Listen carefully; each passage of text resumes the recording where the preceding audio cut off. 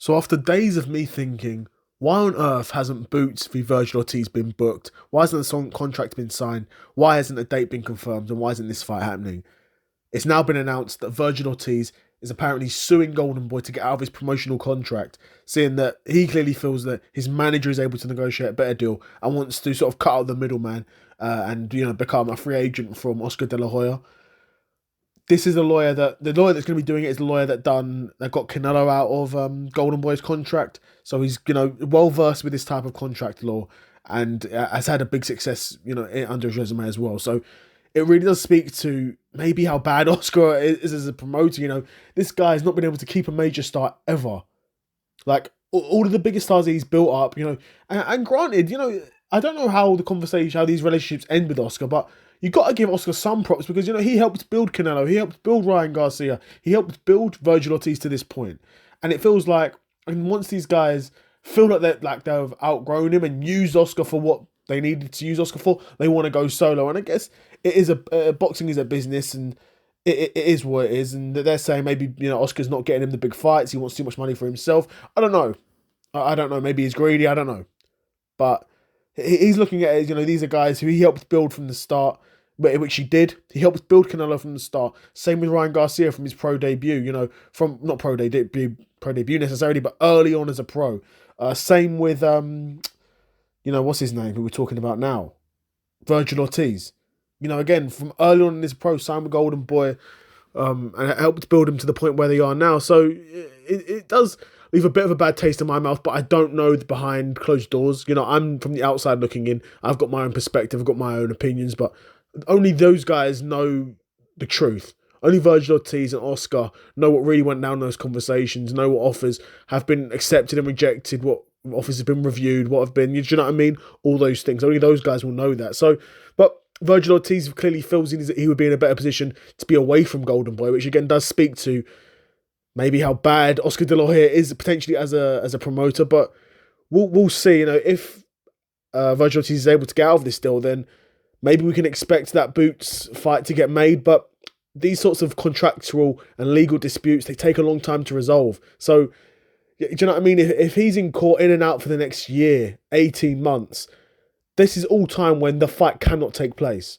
In which case, do you want both guys to be sitting out? Vergil Ortiz, if he's suing his promoter, Vergil Ortiz is going to be sitting out. So that's guaranteed now. Until he's out of that contract, he will not be fighting again. But that doesn't say the same for Boots. Boots could keep busy fights, but even though I would love to see that, I don't think the wider fan base would, and I think the wider fan base would start to feel mugged off a bit. In which case, Eddie Hearn would likely start to pressure Boots to chase another big fight at 154. A Fundora fight, a Keith Thurman fight. If Errol Spence wants to make a comeback. There are a ton of options there for Boots because, again, Boots is a guy that sells tickets as well. He sold 8,000 in Philadelphia. That's no small feat. Nowadays in boxing in 2026, for a guy like him, because the guy he was fighting, no one was paying tickets to see that dude. It was the Boots show. It was the Boots show, and Boots sold 8,000 tickets essentially by himself. So very impressive, and do you know what I mean? He's out here, man. He can carry a card. Boots v Fundora is a big fight. Boots v Thurman's a huge fight. Boots v Spence is a huge fight.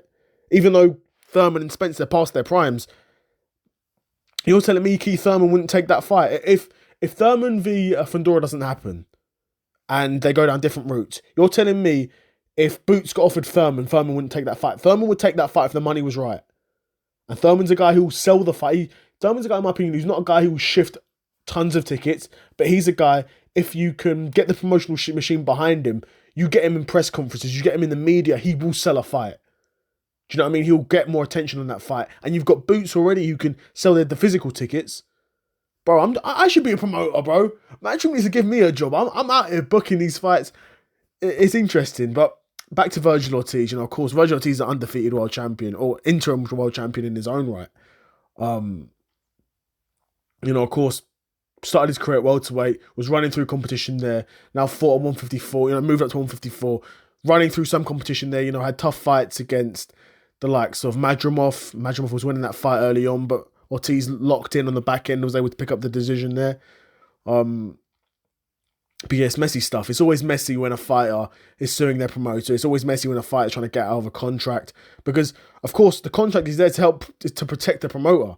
The promoter knows that, you know, this is potentially a reality of being in business. So they're making those contracts to sort of suit them as much as they can. So yeah, let me know what you guys think of, you know, Vergil Ortiz suing Golden Boy. Do you think it's deserved? Do you think this problem can be resolved quickly? And when do you think we'll see Vergil Ortiz back in the ring? That's the real question. Let me know in the comments below. Another episode of the Seth Solo Side Quest in the bag, and I'm out. Peace.